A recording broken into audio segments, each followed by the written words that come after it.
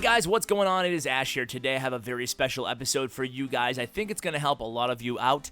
I spent the last few hours practicing LaLoon attacks on this friendly challenge base and a few other bases, and what I thought I'd do in today's episode is really break down this attack and show you where things could possibly go wrong. So what we're going to do is watch a successful 3-star attack, and then I'm going to show you how I got here and tell you all about things that I did incorrectly and how I adjusted to fix them. Hopefully, even if you're not necessarily interested in executing LaLoon attacks for 3 stars, this can teach you some tips, whether it be with a Queen Walk or whether it be with Loon and in Lava Hound deployment on an air portion of a raid.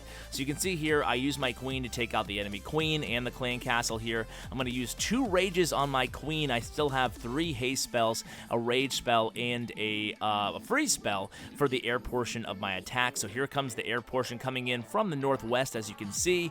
Then I just delay a little bit and I deploy the rest of my balloons coming in from the southwest. They kind of meet up. My Barbarian King is now deployed to tank for my Queen a little bit there, and then you can see things are going really nicely here. All the balloons are going to merge towards the center of the base, and I'm going to use my 3 haste spells pretty early on. I'm going to use my Eternal Tome ability to give those balloons some immunity, initially engaging the core of the base. Then I'm going to go ahead and drop that freeze spell as the balloons work their way into the core and through the core, taking down both of those Inferno towers. Now, you can see the rest of the raid is pretty easy from here. I don't have to really use anything except for the Barbarian King Iron Fist ability, which I use right now because I do want to catch up and take down that second air defense. Those Barbarians will help me do that. Now, these ring bases can be very tricky, especially with ground attacks, and to be honest with you guys, air is really still lagging way behind ground attacks right now, way behind. I mean, air does not have a spam attack, first of all. All these attacks require a lot of planning, but hopefully Supercell does buff air, and then these skills will hopefully come into good usage when they do so. So what I want to do is, I want to start by talking just about what you're doing with your Archer Queen in your Queen Walk portion of this attack. So obviously, the goal is to take down the enemy Archer Queen and the air defense, but there's a few other factors that you want to take into consideration. Number 1 being this Archer Tower. It's very, very important that you start your Queen Walk from a direction where she'll take down the Archer Tower. So for example, if I'm attacking from 6 o'clock over here, I want to make sure I go into that Archer Tower, then I move towards the west. If I'm starting in the east, I want to move towards the south because I want to take down that Archer Tower. Again, over here, I want to make sure I head to the north. And lastly, in the north, I'll head east, meaning that my Queen will kill the Archer Tower and then she'll move in that direction. That way, the Archer Tower doesn't do what you're going to see here and start targeting my healers. If the Archer Tower starts targeting my healers, it will be able to take down 2 of my healers, and there's no way I can take care of the clan castle troops and keep my Queen alive with only 2 healers on her, even with rage. As you'll see here, my Queen will die shortly. So it's very important that, I mean, there's also another alternative, right? You can also use miners, for example, to take down that Archer Tower, but you need to account for that Archer Tower. It's much easier on a base like this to start from where we initially started from, around 1 o'clock with the Archer Queen, and then move her south.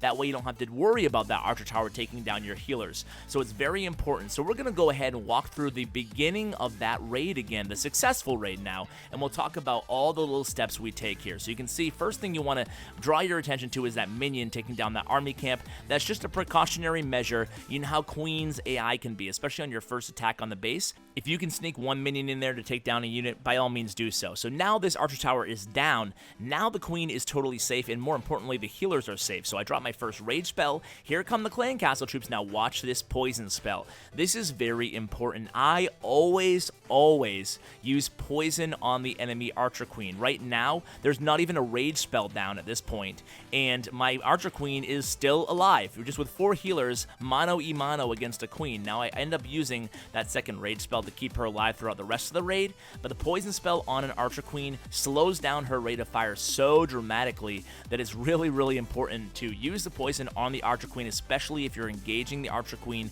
in a Queen Walk. So now with the second half of today's episode, we're going to deal with the second half of the raid. We're going to talk about 2 variations of the air portion of the attack that would be a no-go, and we'll talk about how to plan out the Lava Hound deployment and the balloon deployment to make sure you have success. So here, I used all 3 of my Lava lava hounds from the northwest on that very first air defense, and now I'm just left with 5 balloons. This is not going to work. You need to make sure you're essentially, let me try to really articulate this so it's easy to understand. With the air portion of the attack, picture it this way.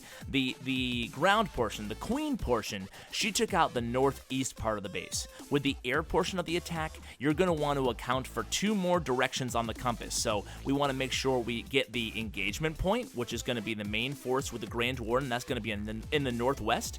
And then we want to always hold off one of the lava hounds and a few balloons for the other direction, which is going to be the southwest. So in other words, we're creating a funnel for the main clump of balloons to get to that core. We need to get our balloons to the core. So let's watch again. The problem on that last one, if you want to go ahead and rewind and watch again, was I didn't save a lava hound and the rest of the balloons to come in from the southwest right now. So now I only have one part of the funnel created with the Archer Queen, and then those balloons are going to start going around the base. Now on this second air portion, I did another thing wrong here. And what I did wrong here is I delayed way too long on that the third lava hound, and now that funnel has not been created, and you can see a few of those balloons that were supposed to go to the core actually merged right near that Barbarian King, actually merged and started heading south instead of the core. Actually, they eventually get to the core, but much too late. And then at that point, my Eternal Tome ability has already worn off, and my freeze spell is going to be too little too late. So it's a really tiny thing, but when you're deploying your balloons, you should deploy your lava hounds. You should deploy 2 of your lava hounds at the first air defense, and then deploy your Grand Warden, deploy the rest of your balloons, and then without delay, without hesitation, deploy that third lava hound backed up by the rest of your balloons to make sure you get that nice path to that core of the base for the main clump of balloons. So again, I want to show you a different variation. So some of you might be asking right now, okay, can you attack this base from a different angle? Why the northwest? And honestly, it's pretty easy. The reason I'm going in from the northwest is because of the air sweeper direction. So that's something we haven't talked at all about today, but that should be the first thing you look at when you hit a base with any kind of air attack. What direction are the air sweepers facing? But that's not to say that you can't be successful going in from another direction. Let me show you another variation. This time 2 lava hounds towards the first air defense, and again without delay I have my third lava hound at the second air defense. If you delay too long on that third air defense, your balloons are going to start circling around the base just like ground troops do against these ring bases. So what I always do too, if you didn't notice on the first replay, is I like to deploy 2 or 3 reinforcement balloons towards the core of the base. So after these balloons are doing their work, I have some backup balloons that will merge in with the rest of the balloons into the core of the base, just providing a little bit of extra firepower when I deal with all those defenses in the center of the base there. So you can see here, a little bit early on my Eternal Tome ability and a little bit late on my freeze ability, but it actually doesn't really matter that much here. I am going against that air sweeper, something I didn't really want to do, but just to show you, this can be successful from other directions. But by all means, if someone is inviting you to attack a base from one certain direction because of the air sweeper direction, certainly take advantage of that opportunity. There's no reason to go directly into an air sweeper, but this just goes to show you that with the same fundamentals, you still can have success. So before I let you guys go today, let's watch the successful attack one more time, the original attack, just so now with all that knowledge that hopefully you've acquired throughout the episode, you can put it into play here. So again, starting my Archer Queen from a direction where she will take down anything that will be targeting those healers. I use my Rage spell very liberally, don't want to lose my Queen, better safe than sorry with both the Royal Cloak ability and certainly the Rage spells. I want to go ahead and make sure I drop the poison on both the Clan Castle if possible and the enemy Queen. If you're going to be engaging both at the same time, I prefer drop it on the enemy Queen versus the Clan Castle. So again, here I have 2 Lava Hounds deployed, I have my balloons deployed, I have my Grand Warden immediately deployed, and then immediately again I have my 3rd Lava Hound deployed to create that funnel for the troops. I have my King deployed to help tank for my Queen. Now let's pay special attention here to my spell usage here. I have my 3 hastes already on the board in like a triangle position right now, just speeding everything up as they enter the core. I use my Eternal Tome ability pretty early on, engaging that first Inferno Tower. Then I use my freeze spell as soon as the Eternal Tome wears off.